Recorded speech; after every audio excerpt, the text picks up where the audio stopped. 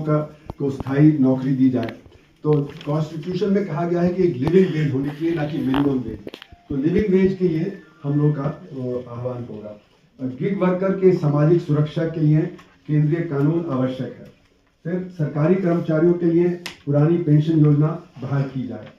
फिर अगला वो है संप्रभुता के बारे में, बिजली, बैंकिंग, बीमा, रेलवे, रक्षा, बंदरगाह, कोयला, गैस। और उससे बड़ा संकट ये है कि इससे लड़ने की हमारी क्षमता हमेशा कम रहेगी, ऐसा मैं नहीं मानता हूं। लेकिन हम उस दौर में हैं जिस दौर में ये सत्ता हमारी क्षमता को भी हर दिन कम करती जाएगी। तानाशाह कोई भी हो खत्म होता है, ये तानाशाह भी खत्म होगा, इसमें कोई शक की बात नहीं है। पर तानाशाह अगले दिन खत्म नहीं हो जाता। कोई 5 साल में खत्म होता है, कोई 10 साल में खत्म होता है। और फ्रैंको तो हिटलर और मुसोलिनी के साथ सत्ता में आए, और जब तक जिंदा रहे, हम लोगों के जन्म से पहले हमारे पिताजी का जब जन्म हुआ होगा, उसके वो 5-6 साल के रहे होंगे, तब वो सत्ता में आए, और जब हम लोग जवान हुए तब वो सत्ता से गए। तो तानाशाह जाएगा, पर तानाशाह आसानी से जाता नहीं है। वो कब जाएगा ये भी मालूम नहीं है।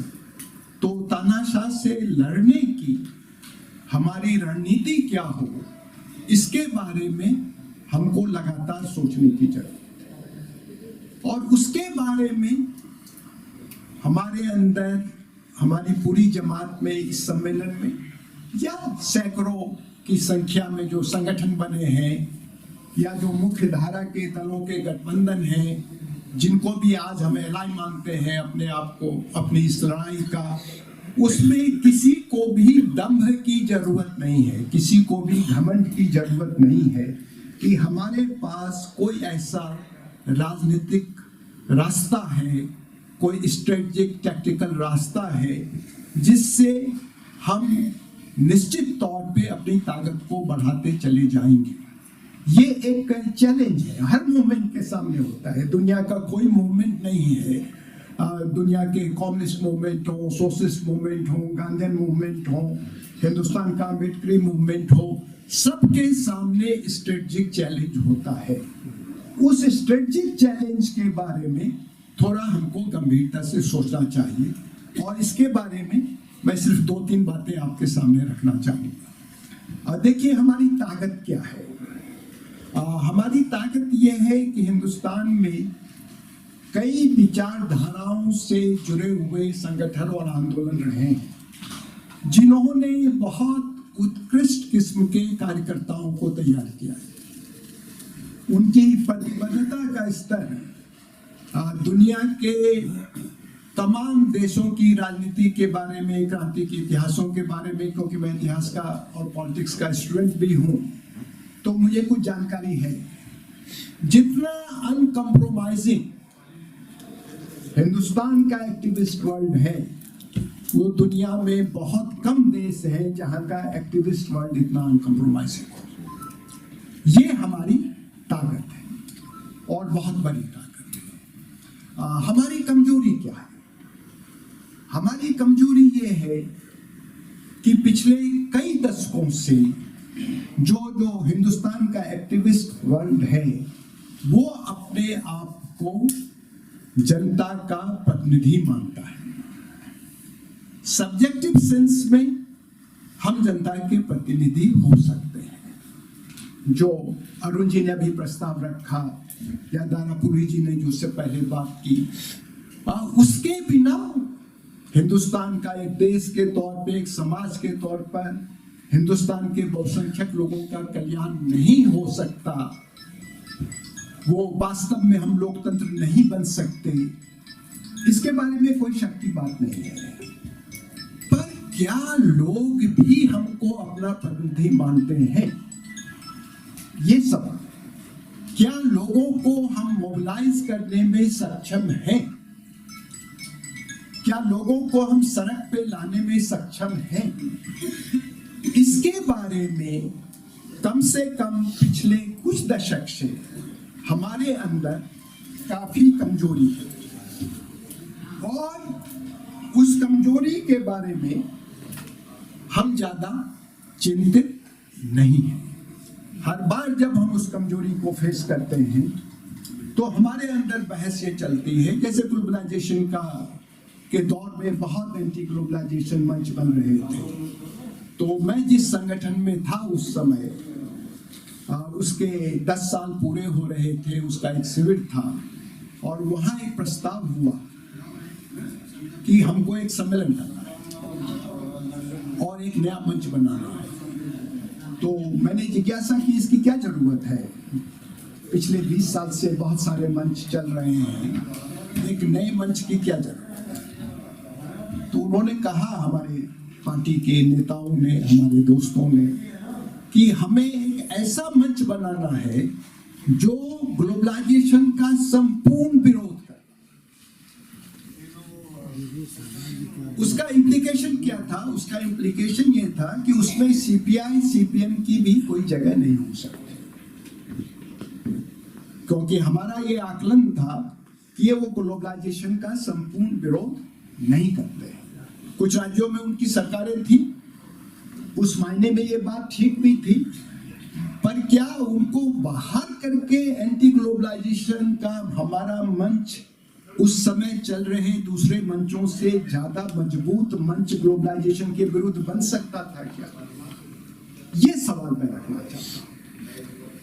ये बात ठीक है कि कई तरह के मतभेद सीपीएम के साथ हो सकते हैं, या गांधीयंस और कम्युनिस्टों के भी कई किस्म के मतभेद हो सकते हैं, पर क्या सिर्फ जिसको हम एक प्योरिटी ऑफ आइडिया, उसको कोई दूसरी तरह से उसको ऑर्थोडॉक्सी भी कहा जा सकता है, क्या ये स्ट्रेटेजिक ऑप्शन किसी मास डेमोक्रेटिक पॉलिटिक्स में हो सकता है क्या?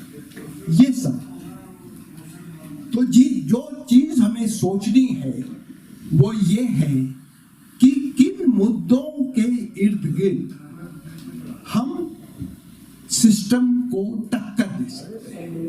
देखिए, जो प्रोग्रेसिव मूवमेंट्स हैं उनके दो कैरेक्टर्स को हमें समझ लेना चाहिए।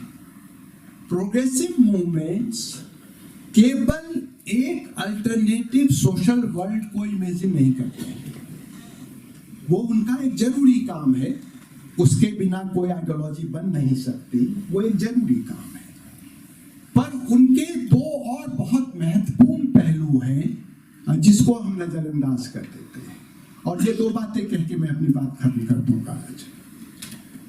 एक तो ये कि प्रोग्रेसिव मूवमेंट ये नहीं मानते हैं कि प्रोग्रेस सोशलिज्म से या गांधीज्म से या अम्बेडकरिज्म से शुरू हुआ है। प्रोग्रेसिव मूवमेंट ये मानते हैं कि ह्यूमन हिस्ट्री में लगातार प्रोग्रेस हुआ है, ह्यूमन नेचर में कुछ ऐसा है जो उसको एक पॉजिटिव डायरेक्शन में ले जाता है, और इन आइडियोलॉजीज के इमर्जेंस से पहले मानव ने बहुत प्रगतिशील चीजें हासिल की है। प्रोग्रेसिव मूवमेंट का काम उसकी रफ्तार को और ज्यादा तेज करना है, उनके कंट्रडिक्शंस को और ज्यादा क्लैरिफाई करना है, ये प्रोग्रेसिव मूवमेंट का काम है। इसलिए सोशलिस्ट मूवमेंट हो, कम्युनिस्ट मूवमेंट हो, अगर उसको यूरोपियन कंटेक्स्ट में देखें तो रिनेसांस से लेके इनलाइटनमेंट तक जो सारे प्री सोशलिस्ट मूवमेंट्स हैं, इनको साइंस को, साइंटिफिक रिवॉल्यूशन को, रिलीजन की मोरालिटी को, एथिक्स को, इसको सबको ओन करते हैं, इसमें से किसी भी चीज को रिजेक्ट नहीं करते, इस सब को लेकर के वो आगे बढ़ते हैं। इसलिए लिबरलिज्म को, डेमोक्रेसी को रिजेक्ट नहीं करते, लिबरलिज्म की लिमिटेशंस को ओवरकम करना चाहिए। एक ये एहसास, ये समझ जो प्रोग्रेसिव मूवमेंट की ये लिगेसी है, इस लिगेसी को कन्फ्रंटेशन, कंट्रडिक्शन भी हमारी लिगेसी है, लेकिन मानव सभ्यता, मानव इतिहास की सभी उपलब्धियों और सफलताओं को न केवल स्वीकार करना, उसको आत्मसात करना, उसकी बुनियाद पर नया इमेजिनेशन करना, ये प्रोग्रेसिव मूवमेंट्स का एक बुनियादी आधार रहा है। जो कई बार हमारे दिमाग से ओझल हो जाता है। ये समझने से हमारे इंटेलेक्चुअल और सोशल रिसोर्सेज बहुत ज्यादा बढ़ जाते हैं, सोसाइटी से हमारा कनेक्ट बहुत ज्यादा बढ़ जाता है। दूसरी बात, प्रोग्रेसिव मूवमेंट्स केवल मासेस के हक में क्या है केवल ये बात नहीं करते, वो केवल पॉलिसी प्रिस्क्रिप्शंस की बात नहीं करते।